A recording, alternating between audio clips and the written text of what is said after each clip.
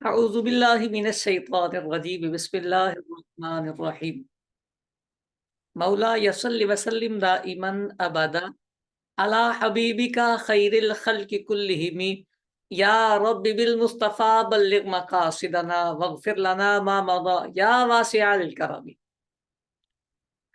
آسان اصول حدیث کورس کی پہلی کلاس میں ہم حاضر ہیں۔ اللہ تعالی ہمارا آنا بیٹھنا سیکھنا سمجھنا سب اپنی کریم پاک بارگاہ میں قبول فرمائے، شرح صدر عطا فرمائے، علم نافع عطا فرمائے۔ حدیث مبارکہ بندہ تصور کرتا ہے تو ایسے ہی جھوم اٹھتا ہے کہ وہ کلمات جو زبان نبوی سے صادر ہوئے ہیں، لبھائے مبارکہ کو جب جنبش ہوتی ہوگی تو کلمات کیسے ادا ہوتے ہوں گے، ان کلمات کی خوبصورتی، ان کلمات کا رکھ رکھاؤ، ان کلمات کا حسن۔ حدیث پاک جس طرح قرآن مجید فرقان حمید کی ایک اپنی لذت اور کیف ہے، حدیث مبارکہ کا بھی ایک لذت اور کیف ہے۔ اللہ کرے کہ ہم اس لذت سے آشنا ہو جائیں۔ دعا کیا کریں اللہ تبارک و تعالی سے کہ ہم اس لذت سے آشنا ہو جائیں۔ جب زبان سے کلمات نبوی اللہ صاحب الصلاۃ والسلام صادر ہو رہے ہوں نا، اپنے نکل رہے ہوں، تو تصور آئے کہ جب محبوب پاک کی زبان پاک سے یہ نکلتے ہوں گے تو کیسا۔ بہر کیف اصول حدیث کے عنوان پر ہم نے اس کورس کا آغاز کیا ہے۔ کتنا اہم یہ کورس ہے اور اس میں کتنی ضروری باتیں ہیں، اس پر ہم تھوڑی سی گفتگو کرتے ہیں تاکہ ہمیں اندازہ ہو جائے کہ ہم سیکھنے کیا جا رہے ہیں۔ نبی کریم علیہ الصلوۃ والسلام جو بات فرماتے ہیں وہ سچ ہے، حق ہے، آپ کی بات جھوٹی نہیں ہو سکتی، آپ کی بات غلط نہیں ہو سکتی، جو آپ نے فرمایا وہی ٹھیک ہے۔ یعنی آپ کا فرمان پاک حجت ہے، اشارے جو ہوئے جو آپ کہہ دیں وہی ٹھیک ہے۔ یہ سادی سی بات ہے اور ہر مسلمان کا یہ عقیدہ ہے۔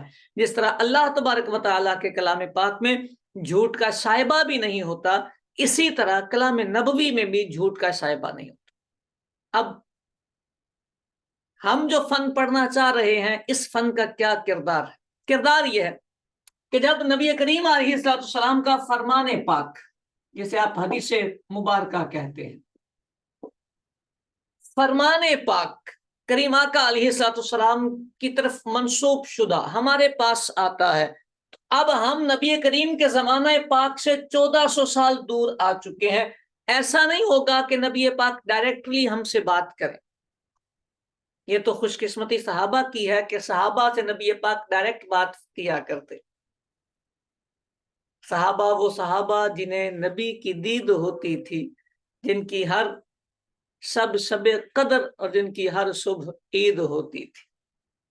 خوش قسمت تھے وہ کہ ڈائریکٹلی نبی کریم صلی اللہ علیہ وآلہ وسلم سے فرمان پاک سنتے۔ ڈائریکٹ سننے میں اب کوئی حجاب نہ رہتا، کوئی پردہ نہ رہتا، بات بالکل کلیئر ہوتی کہ یہ نبی پاک کا فرمان ذیشان ہے۔ نبی پاک علیہ السلام سے صحابہ کا زمانہ آیا، صحابہ سے پھر تابعین آ گئے، تابعین سے تبع تابعین آ گئے، پھر اگلے دور آتے رہے۔ 1400 سال میں آپ تصور کریں کہ نبی پاک علیہ السلام کا فرمان ذیشان کس چین کے ذریعے ہم تک پہنچا ہے۔ یہ جو سلسلہ بنتا ہے ہم تک آنے کا، یہ سلسلہ، یہ چین، یہ تسلسل نبی پاک، صحابہ اکرام، تابعین، تبع تابعین، پھر اسلاف، امام، اس کے نیچے سینہ بسینہ یہ روایت چلتی جائے گی اور آخر میں ہم تک پہنچ جائے گی۔ اب یہ جو سائڈ ہوتی ہے حدیث مبارکہ کی، ابھی بس اتنی بات ہے کہ ایک بندے نے آ کے کہا نبی پاک نے فرمایا ہے، تو نبی پاک نے فرمایا ہم تک یہ بات پہنچی، تو اس سند کہہ لیں یا اس قول کہہ لیں، اس میں صداقت کتنی ہے؟ اس میں صداقت کتنی ہے؟ یہ بات کتنی سچی ہے کہ یہ بات نبی پاک نے ہی فرمائی. کہیں ایسا تو نہیں کہ جس نے ہمیں بتایا ہے وہ جھوٹ کہہ رہا ہو. کہیں ایسا تو نہیں کہ جو ہمیں بتا رہا ہے وہ غلطی کا شکار ہو گیا ہو, غلط فہمی ہو گئی ہو اسے, یعنی ہمیں انہوں نے بتایا سپوز, تو کہیں ایسا تو نہیں کہ یہ بندہ غلطی کر گیا ہو, فرمان نبی پاک کا نہ ہو اور اس نے ہمیں بتا دیا ہو کہ نبی پاک نے فرمایا. بات سمجھ آ رہی؟ انہوں نے ان کی بات کی, انہوں نے بولا جی ہمیں انہوں نے سنایا, انہوں نے کہا ہمیں انہوں نے سنایا. یہ کون ہے, کیا لیول ہے ان کا, کیا مرتبہ ہے ان کا, کیا یہ سچے ہیں؟ انہوں نے اگر کہا ہے کہ یہ نبی پاک کا فرمان ہے تو ان کے پاس پروف کیا ہے کہ یہ فرمان نبی پاک کا ہی ہے. یہ جتنی بحث آ رہی ہے یہ صرف اس بات کی بحث آ رہی ہے کہ نبی پاک کا فرمان وہاں سے چل کر یہاں تک آیا تو کیا یہ فرمان نبی پاک کا ہی ہے, یہ کنفرم کرنے کے لیے یہ ساری بحث کی جاتی ہے. اصول حدیث میں یہی سب کچھ پڑھا جاتا ہے, یہ اصول حدیث میں پڑھا جاتا ہے. سمجھ آئی ہے؟ اصول حدیث میں یہی پڑھا جاتا ہے کہ یہ حدیث نبی پاک سے چل کر ہم تک آئی ہے.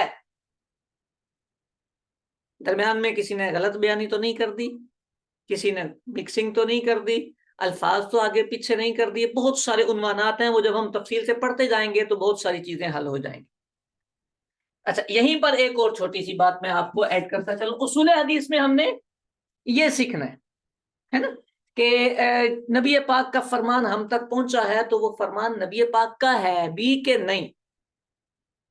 ٹھیک ہے. اچھا, پھر جب یہ کنفرم ہو جاتا ہے اصول حدیث کی روشنی میں ہم یہ کنفرم کر لیتے ہیں, پھر بھی ایسا نہیں ہوتا کہ اب ہم یہ کہہ دیں کہ ہم نبی پاک کا فرمان سمجھ کے, بات نبی پاک کی ہے, لفظ نبی پاک کے ہیں, دوسری سائڈ بھی اس کی ہوتی ہے, اس کو کہتے ہیں دلالت.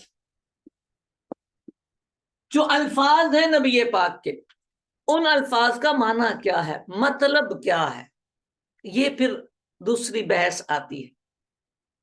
ان لفظوں کا جو نبی پاک نے بیان کیے یہ تو کنفرم ہے کہ یہ لفظ نبی پاک کے ہیں, یہ ہم نے یہاں سے اصول حدیث سے کنفرم کیا. لفظ نبی پاک کے ہیں, کنفرم ہو گیا. پھر ان لفظوں کے یہ کنفرم ہونے کے بعد کہ یہ نبی پاک کے ہیں, اب اگلا مرحلہ شروع ہوتا ہے کہ لفظوں میں لکھا کیا ہے.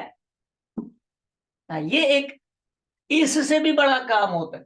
اس کے لیے اصول فقہ,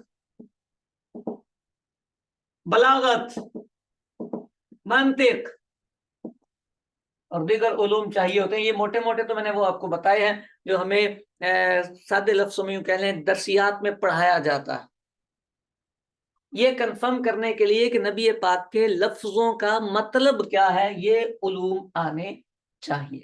بہرحال چونکہ ہمارا یہ عنوان نہیں ہے, آج ہمارے اس کورس کا عنوان یہ والا ہے, تو اتنی بات سمجھ گئے ہیں ہم نے اس کورس میں سیکھنا کیا ہے.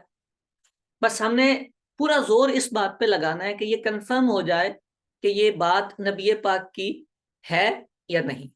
اچھا, پھر اس میں لیولز بن جائیں گے, چلے گی گفتگو تو بہت کچھ آپ کے سامنے آئے گا, لیولز بن جائیں گے.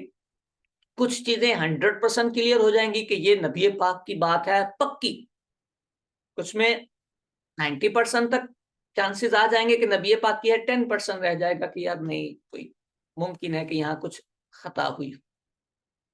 کسی میں 50-50 کا لیول آ جائے گا, کسی میں 20-80 ریشو چلا جائے گا, کہیں پھر ایسا ہو جائے گا کہ سمجھ میں آ جائے گا کہ یہ نبی پاک کا فرمان ہی نہیں ہے, کسی نے غلط نبی پاک کی طرف نسبت کر دی. سمجھ آ گئی یہ بات؟ یہ گفتگو ساری کی ساری ہم نے اصول حدیث میں کر دی. ٹھیک, چلیں میں تھوڑی سی گفتگو آگے لے کے چلتا ہوں. امید ہے کہ آپ کو سبق پورے کا پورا سمجھ آ گیا ہو. اس دوران ہم بہت کچھ سیکھیں گے, آپ حیران رہ جائیں گے کہ یہ جو باتیں اس کورس میں آپ سیکھیں گے وہ آپ کے لیے کتنی معاون بنیں گی. جب آپ پھر حدیث کی کتابیں پڑھیں گے تو آپ کو لطف جو آئے گا اس کا تو مزہ ہی کچھ الگ ہوگا. چلیں, اصول حدیث ایک علم ہے. اصول حدیث ایک علم ہے، اس کی ڈیفینیشن ہوگی، کہتے ہیں یہ علم بقوانین،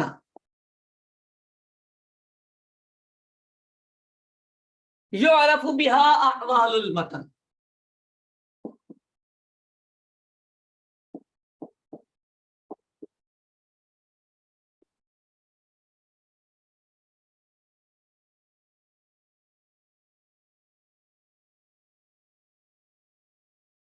کہتے ہیں علم جو ہے اصول حدیث جو ہے ان قوانین کا علم ہے، اس علم میں وہ قانون سیکھے جائیں گے، ان قانونوں کو سیکھیں گے، قوانین کو سیکھیں گے جن کے ذریعے ہمیں متن کے احوال پتہ چلیں گے۔ متن حدیث پاک، نبی پاک کا فرمان متن ہے، متن کے احوال پتہ چلیں گے کہ اس کی نسبت نبی پاک کی طرف کس کیٹیگری کی ہے، کتنی پاور میں ہے، کتنا اس میں ضعف ہے، کتنی کمی ہے، یہ لیول سارے اس فن میں سمجھ میں آئیں گے۔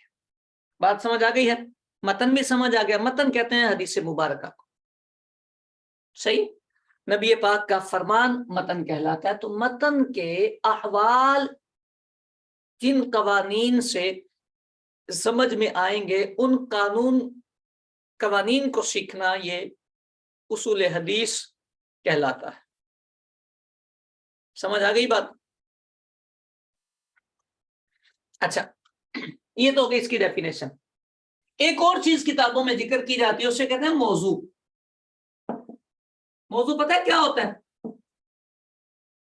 ویسے تو ہمارے نارمل اس پہ کہتے ہیں عنوان، یہ عنوان والا موضوع نہیں ہے۔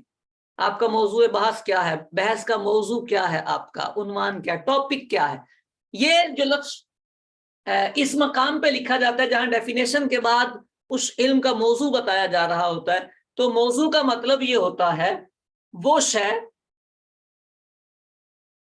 یہ جنرل موضوع کی بات بتا رہا ہوں، آپ کو سارے علوم میں کام آئے گا۔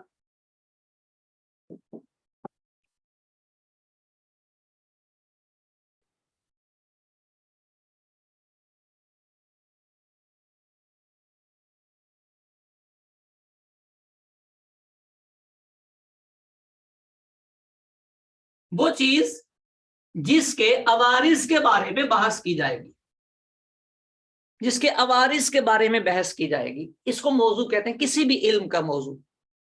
اچھا، جتنے علم ہوتے ہیں ہر علم کا اپنا ایک موضوع ہوتا ہے۔ کتابوں میں لکھا ہے کہ موضوع یاد رکھنے سے ہمیں پتہ چلتا ہے ہم کون سا علم سیکھ رہے ہیں۔ ہر علم دوسرے علم سے جو سیپریٹ ہوتا ہے وہ موضوع کی وجہ سے ہوتا ہے۔ میں پھر اس کو سمجھانے کی کوشش کروں، کسی بھی علم کا موضوع وہ چیز ہوتی ہے کہ اس علم کے اندر اس چیز کے عوارض کی بحث کی جاتی ہے، یعنی گھوم پھر کے اسی کے اوپر آ کے بندہ کھڑا ہوتا ہے۔ کتابوں میں مثال دی جاتی ہے ڈاکٹر کی، علم طب ہے ڈاکٹر، میڈیکل، تو میڈیکل والا جو ہے وہ پڑھتا ہے، بہت کچھ پڑھتا ہے، بہت کچھ پڑھتا ہے، اس کا جو موضوع ہوتا ہے وہ بدن انسانی ہوتا ہے۔ انسان کے بدن میں جتنے عوارضات آتے ہیں، درد آیا، ہڈی ٹوٹی، مختلف چیزیں ہوئی، اس بدن پر جتنے عوارضات آئیں گے ان سب کی بحث علم طب میں کی جائے گی۔ تو وہ چیز جس کے عوارضات کے بارے میں بحث کی جاتی ہے وہ موضوع کہلاتی ہے۔ تو ڈاکٹر کا موضوع بدن انسانی، تو اصول حدیث والے کا موضوع کیا بنے گا جناب؟ وہ کس یعنی چیز پہ بحث کرے گا، کس شے کی ریسرچ کرے گا، اس کا یوں کہہ لیں ٹاپک کیا بنے گا، کس کو سامنے رکھ کر وہ بحث کر رہا ہوتا ہے۔ تو کہتے ہیں علم حدیث کا جو موضوع ہے وہ ہے سند اور متن۔ متن تو میں نے سمجھا دیا نا نبی پاک کی بات، سند اسی چین کو کہتے ہیں جو بھی میں نے یہاں بنائی تھی، نبی پاک، صحابی، تابعی، تبع تابعی، نیچے تک جتنی چین چل رہی ہوتی ہے، یہ جو سلسلہ چل رہا ہوتا ہے اس کو کہتے ہیں سند۔ تو اصول حدیث جو علم ہے اس کا موضوع سند اور متن ہوتا ہے، یعنی اصول حدیث پڑھنے والا اسی مقام پہ گھومتا رہتا ہے، سند کیسی ہے، کہاں سے آئی ہے، اس میں راوی کون آیا ہے، کس نے یہ بیان کیا ہے، کس کا کون استاد ہے، کس کا کون شاگرد ہے، یہ ساری باتیں اس میں کی جاتی ہیں۔ سند اور متن کا تعلق کتنا گہرا ہے، یہ متن اس سند کے ساتھ کتنی پاور میں جائے گا، یہ بحثیں اس نے کرنی ہوتی۔ یعنی سارا فن، سارا علم اسی کے ارد گرد گھومے گا، اس سے آگے نہیں نکلے گا۔ یہ بات اس لیے بتائی ہے آپ کو، اپنے ذہن میں رکھیے گا کہ ہمارا کیا عنوان ہے اور ہم نے کہاں تک جانا ہے۔ بعض بچے ہوتے ہیں وہ کہتے ہیں حدیث پاک پڑھنے آئے تھے تو حدیث کا تو ترجمہ ہی نہیں کروایا، تو حدیث پاک کے ترجمے والا الگ ہے فن، اس پہ کورسز الگ ہوتے ہیں، اصول فقہ ہے، اللہ پہ رحم کرے شرح حدیث ہے، ترجمہ ہے، یہ چیزیں الگ ہیں۔ یہاں ہم نے بحث اس کی کرنی ہے سند اور متن کے بارے۔ ٹھیک ہو گئی بات؟ امید ہے آپ کو یہ بات سمجھ آ گئی ہوگی کہ ہم نے اصول حدیث پڑھنا ہے تو اس کا ہمیں فائدہ کیا ملے گا۔ ہم جس دور میں جی رہے ہیں، یہ دور، اس سے پچھلا دور جتنا نبی پاک سے ہم دور آ گئے ہیں، ہمارے دور میں حدیث مبارکہ تک رسائی اگرچہ بہت سارے روابط سے آسان ہو گئی ہے، لیکن درمیان میں رابطے بہت آ گئے۔ کس رابطے پر کتنا اعتبار ہوگا، یہ ہم میں سے ہر شخص توجہ دے گا تو اسے سمجھ آئے گی۔ صرف لفظ مل جانا حدیث مبارکہ کے یہ کافی نہیں ہوتا، حدیث کے لیولز بنتے ہیں، ان کا پھر فائدہ کیا ہوتا ہے۔ دیکھیں، میں تھوڑی سی فائدے کی بات کر کے پھر آگے سبق کی طرف چلوں گا، زیادہ تمہید پر ہم نہیں رکیں گے۔ ہوتا کیا ہے، حدیث مبارکہ کے لیول ہوتے ہیں۔ ایک حدیث 100% کنفرم ہے، دوسری حدیث مبارکہ ہے جس میں 50-50 کے چانسز ہیں۔ سند کے اعتبار سے اس میں کمزوری ہے، اس میں پاور ہے۔ سمجھ آ رہی بات؟ اب جس میں کمزوری ہے اور جس میں پاور ہے، اب دو حدیثیں آمنے سامنے آ گئی۔ آمنے سامنے آنے کا مطلب یہ ہے کہ دونوں کا مسئلہ اپوزٹ ہے ایک دوسرے کے، ایک میں فرمایا گیا یہ کام کرو، دوسرے میں فرمایا گیا کہ نہ کرو۔ اگر ہمیں یہ پتہ نہیں ہوگا کہ کون سی حدیث کس لیول پر ہے،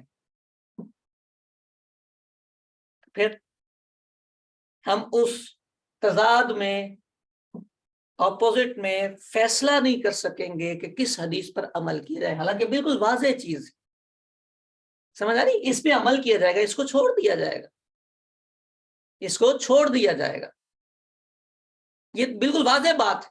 لیکن چونکہ ہمیں اصول حدیث نہیں آتے ہوتے، ہمیں وہ ٹرمز نہیں پتا ہوتی، نام نہیں پتا ہوتے، تو ہم یہ غلطی کر جاتے ہیں کہ بس حدیث آئی جانے دو، حدیث ہے، مسلمان ہے، سب تسلیم خم ہے۔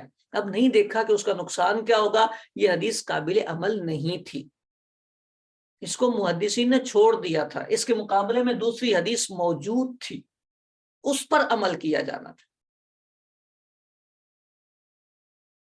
تو اس تناظر میں ایک بات اور بھی میری یاد رکھیں، تھوڑا تھوڑا علم سیکھ کے محدث یا مفسر بننے کی کوشش نہیں کرنی چاہیے۔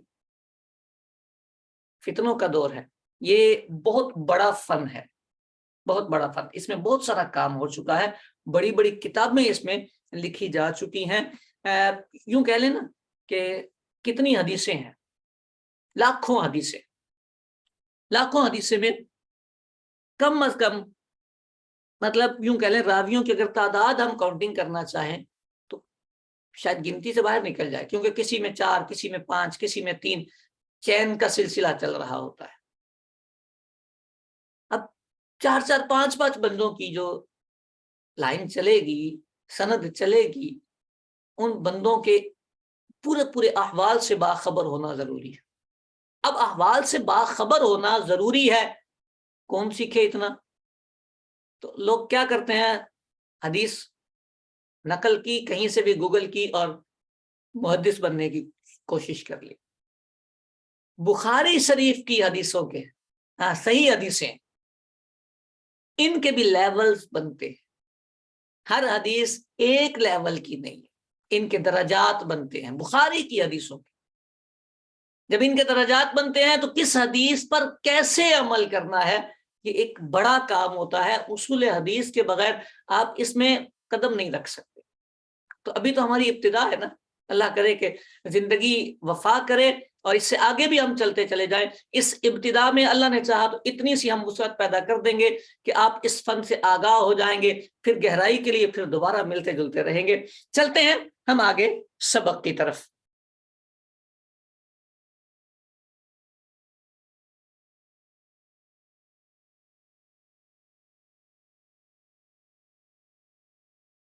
اللہ اکبر۔ میں نے جس کتاب کا انتخاب کیا ہے یہ ہے شیخ محقق شیخ عبدالحق محدث دہلوی رحمۃ اللہ تعالی علیہ کا ایک مقدمہ، مقدمۃ الشیخ کے نام سے یہ کتاب ہے، چھوٹی سی کتاب، مکتبۃ المدینہ سے مل جاتی ہے، میں نے گروپ میں اسے فارورڈ کیا تھا۔ ٹھیک ہے، اسی کتاب کو ہم شروع کرتے ہیں، بس ترتیب سے ذہن میں رکھتے چلے جائیے گا، باتیں مشکل نہیں کروں گا لیکن ضروری بہت۔ سب سے پہلے ہمیں پتہ ہونا چاہیے حدیث کسے کہتے ہیں، محدثین حدیث کسے کہتے ہیں۔ ایک وہ لفظ ہوتا ہے جو آپ یوز کرتے ہیں، ایک وہ ہوتا ہے جو اہل فن استعمال کرتے ہیں، یعنی کتابوں میں محدثین کس کس کو حدیث کہیں گے۔ سمجھ آئیے بات، محدثین کس کس کو حدیث کہیں گے۔ سب سے پہلی بات،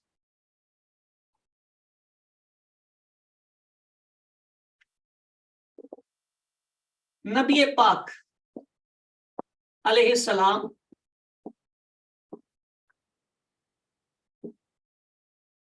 کا قول، فعل یا تقریر،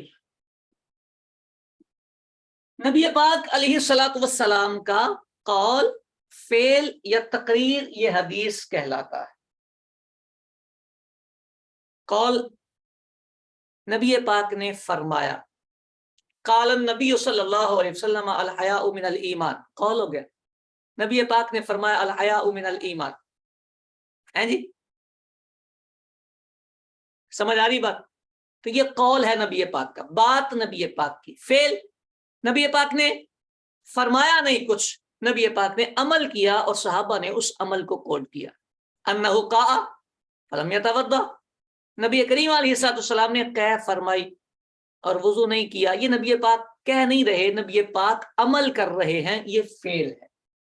نبی پاک کا قول، فعل، قول کو بھی حدیث کہتے ہیں، فعل کو بھی حدیث کہتے ہیں، اور تقریر تیسری چیز، نبی پاک علیہ السلام نے بولا نہیں، کریم محبوب علیہ السلام نے کیا بھی نہیں، لیکن نبی پاک تشریف فرما ہے، کوئی بندہ آیا، اس نے نبی پاک کی بارگاہ میں، نبی پاک کے سامنے کوئی عمل کیا، نبی پاک کے سامنے ایک عمل کیا، کریم محبوب علیہ السلام مسکرا پڑے، منع نہیں کیا، خاموش رہے۔ سمجھ آ رہی بات؟ نبی پاک صلی اللہ علیہ وسلم خاموش رہے، کچھ کہا نہیں، منع نہیں کیا، تو منع نہیں کیا تو ایک من نبی کریم نے اجازت دے دی، انڈرسٹوڈ، زبان سے بولے نہیں، وہ عمل کیا بھی نہیں، لیکن نبی پاک نے اس کی تقریر کر دی، اس کو پکا کر دیا۔ تقریر سمجھ آ گئی ہے؟ یہ تقریر بولنے والی نہیں ہے، تقریر یہ ہے کہ آپ راضی ہو گئے اس پر، زبان سے بولے بھی نہیں، نبی پاک نے خود وہ عمل بھی نہیں کیا، عمل کسی اور نے کیا ہے، لیکن نبی پاک علیہ السلام نے اس سے منع نہیں فرمایا، اس کا مطلب یہ ہے کہ نبی پاک اس پر راضی ہیں، تو یہ نبی پاک کی تقریر کہلائے گی۔ ان تینوں کو حدیث کہا جاتا ہے، یہ حدیث قولی ہوتی ہے، یہ حدیث فعلی ہوتی ہے، اور یہ حدیث تقریری ہوتی ہے۔ یاد رہے گی بات ہے؟ ابھی بات ختم نہیں ہوئی، چلیں۔ جس طرح حدیث محدثین نبی پاک کے فرمان ذیشان کو کہتے ہیں، نبی پاک کی قولی، فعلی اور تقریری حدیث ہوتی ہے، سیم اسی طرح صحابی کا قول، فعل اور تقریر بھی حدیث کہلاتی ہے، اس کو بھی حدیث کہا جاتا ہے، کتابوں میں اس کو بھی حدیث کہتے ہیں۔ سمجھ آ رہی بات؟ جیسے ہم کہتے ہیں جناب علی المرتضیٰ کرم اللہ تعالی وجہہ الکریم نے ارشاد فرمایا حدث الناس بما یعرفون، لوگوں کو وہ حدیثیں سناؤ جو وہ جانتے ہیں، لوگوں کو وہ حدیثیں سناؤ جو وہ جانتے ہیں۔ تو یہ جناب علی المرتضیٰ کرم اللہ تعالی وجہہ الکریم کا فرمان ہے۔ تو صحابی کا قول آئے تو محدثین کتابوں میں اسے بھی حدیث ہی کہتے ہیں، یہ بھی حدیث ہوتی ہے۔ ٹھیک ہوگی بات؟ سمجھ آ گئی؟ گئی آ گئی۔ اسی طرح صحابی کا قول آ جائے، فعل آ جائے، جیسے جناب سیدنا فاروق اعظم رضی اللہ تعالی عنہ کا نہیں آتا کہ جمع الناس تحت امام واحد لصلاۃ التراویح، جناب فاروق اعظم نے لوگوں کو نماز تراویح کے لیے ایک امام کے تحت جمع فرمایا۔ تو یہ جناب فاروق اعظم کا عمل ہے، جناب فاروق اعظم کا قول نہیں آیا، تو یہ صحابی کا فعل آ گیا۔ سمجھ آئی بات؟ اسی طرح تقریر، نبی کریم صلی اللہ علیہ وسلم کی جیسے تقریر تھی، اسی طرح صحابہ اکرام علیہم الرضوان کے زمانے میں کسی صحابی نے کوئی عمل کیا اور صحابہ موجود ہیں، صحابہ نے اس کا انکار نہیں کیا، تو یہ صحابہ کا انکار نہ کرنا اس عمل کی تقریر ہے، یہ صحابی کی حدیث تقریری کہلائے گی۔ یہی والی حدیث لے لیں جناب سیدنا فاروق اعظم رضی اللہ تعالی عنہ کی۔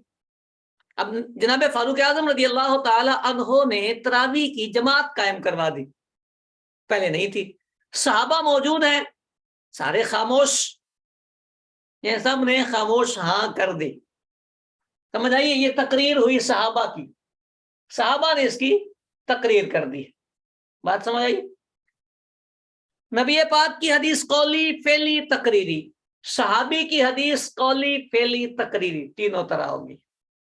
ٹھیک ہوگی؟ اس کو حدیث ہی کہتے ہیں۔ اچھا یہاں تک بات نہیں، ایک بات اور بھی ہے اس کے ساتھ، تابعی کی حدیث، جیسے صحابی ایسے ہی تابعی،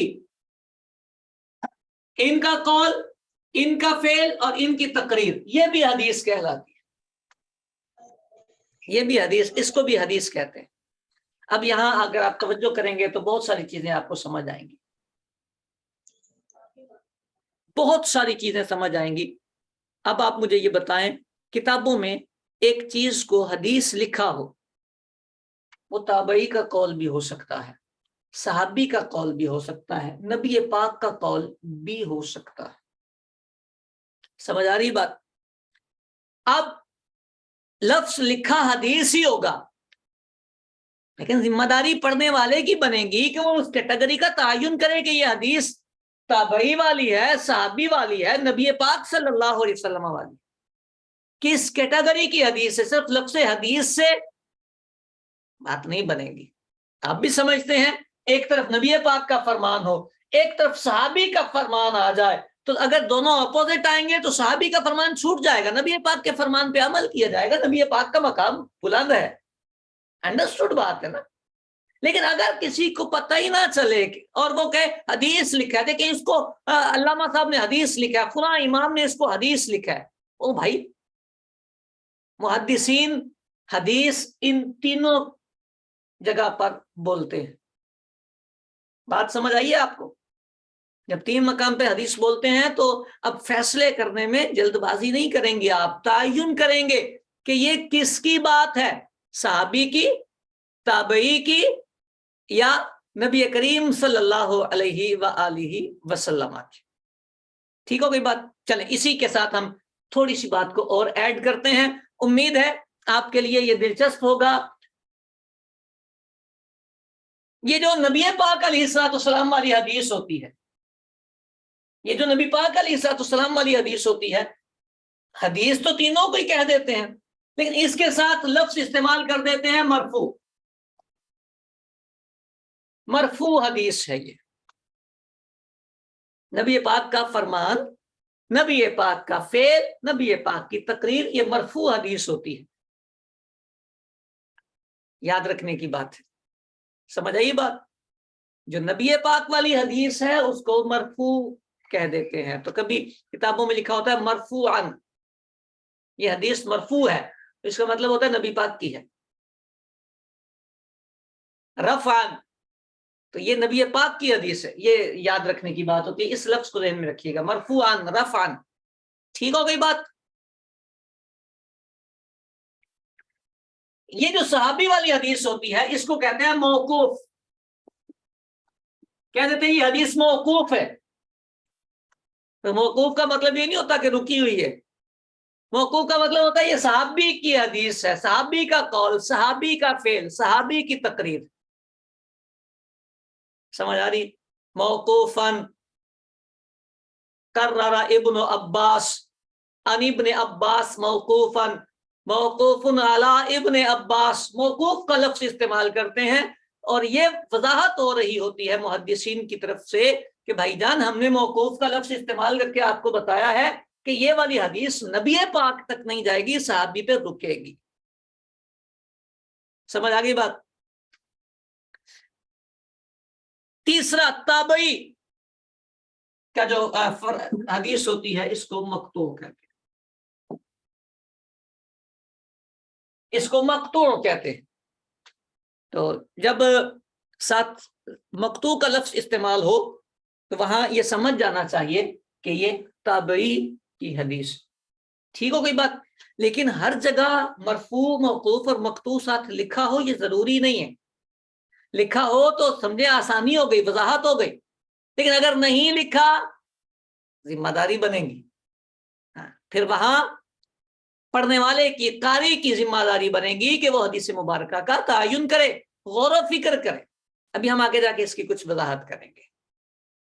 مرفوع، موقوف اور مقطوع، تین حدیث کی تین کیٹیگریز بن گئی. مرفوع وہ حدیث ہوتی ہے جو نبی پاک صلی اللہ علیہ وسلم تک جائے. موقوف وہ حدیث ہوتی ہے جو کسی صحابی پہ جا کے رک جاتی ہے، صحابی سے اوپر نبی پاک کی طرف نہیں جاتی. اور مقطوع وہ حدیث ہوتی ہے جو تابعی تک جاتی ہے، صحابی اور نبی کریم صلی اللہ علیہ وآلہ وسلم تک نہیں جاتی. ٹھیک ہے، چلیں یہاں تک ہوگی گفتگو. ایک چھوٹی سی بات اور ایڈ کر کے دوبارہ ہم اسی پر آئیں گے، مرفوع، موقوف اور مقطوع پر. وہ چھوٹی سی بات یہ ہے، ایک لفظ اور استعمال ہوتا ہے اثر. ٹھیک ہے، آپ لفظ استعمال کرتے ہیں دعائے معصورہ. استعمال کرتے ہیں آپ دعائے معصورہ، جو قرآن و حدیث میں دعائیں آتی ہیں، ہے نا؟ معصورہ، تو معصورہ اثر سے ہی بنا ہے، اثر لفظ ہوتا ہے. ٹھیک ہے، تو اس میں محدثین کی دو طرح کی آراء ملتی ہیں. بعض محدثین کہتے ہیں کہ جو مرفوع اور موقوف ہے اس کو حدیث کہہ دیں اور جو مقطوع ہے اس کو اثر کہہ دیں. بعض محدثین یہ فرق کر دیتے ہیں کہ مرفوع اور موقوف، کہتے ہیں ان کو آپ حدیث بولیں اور جو مقطوع ہے اس کو آپ اثر بولیں. یعنی آپ نے کہنا ہے تابعی کی بات آپ نے بتانی ہے تو آپ اس کے لیے اثر کا لفظ استعمال کریں. یہ جی تابعی کا اثر ہے، فلاں امام کا اثر ہے، امام حسن بصری کا اثر ہے. سمجھ آ رہی بات؟ تو تابعی کی بات آئے، مقطوع حدیث آئے تو کہتے ہیں اس کو حدیث نہ کہیں، اس کو اثر کہیں. اور جو مرفوع اور موقوف حدیث ہے اس کو حدیث کہیں. یہ تھوڑا سا فرق کیا ہے، لیکن یہ قول صحیح نہیں ہے. کچھ محدثین نے یہ فرق رکھا ہے لیکن جمہور محدثین اس کا اعتبار نہیں کرتے. وہ کہتے ہیں تینوں کو حدیث بھی کہہ سکتے ہیں اور تینوں کو اثر بھی کہہ سکتے ہیں. سمجھ آ گئی بات؟ صحیح قول بھی سمجھ آ گیا، کہتے ہیں مفتہ بھی قول بھی سمجھ آ گیا. مقدمۃ الشیخ والوں نے اس مقام پہ نا دلیلیں دی ہیں. کہتے ہیں یہ جنہوں نے کہا ہے کہ مقطوع کو اثر کہیں اور ان کو حدیث کہیں تو ان کو مشابہ لگا ہے، کہتے ہیں غلطی لگی ہے۔ صحیح یہ ہے کہ اثر کا لفظ یعنی یہ والا لفظ اس کے لیے استعمال ہوتا ہے۔ یہ میں نے لکھا ہے دعائے معصورہ۔ دعائے معصورہ ان دعاؤں کو کہا جاتا ہے جو نبی کریم صلی اللہ علیہ وآلہ وسلم سے منقول ہیں یا قرآن میں آئی ہیں۔ تو جو مرفوعاً حدیثیں آئی ہیں، دعائیں آئی ہیں، مرفوع حدیثیں جو نبی پاک سے دعائیں آئی ہیں، ان کو دعائے معصورہ کہتے ہیں۔ تو اس کا مطلب یہ کہ اس حدیث کو اثر کہا جاتا ہے۔ یہ تو آپ بھی کہتے ہیں نا دعائے معصورہ، بات سمجھ آئیے؟ مفتہ بھی لفظ میں نے استعمال کی، کسے کہتے ہیں؟ جو قول مختار ہوتا ہے، یعنی جس مذہب کو ہم ابھی جیسے میں نے اختلاف بتایا کہ بعض محدثین الگ الگ کرتے ہیں، لیکن صحیح قول یہ ہے، صحیح رائے یہ ہے کہ یہ لفظ تینوں کے لیے استعمال ہو سکتا ہے، یعنی حدیث اور اثر دونوں ایک جیسے لفظ ہیں۔ آپ حدیث بولیں یا آپ اثر بولیں، ایک ہی معنی ہے۔ ٹھیک ہوگی بات؟ اچھا، ایک اور دلیل بھی دیتے ہیں۔ امام طحاوی احناف کے ایک بہت بڑے امام محدث گزرے ہیں، ان کی ایک کتاب ہے، اس میں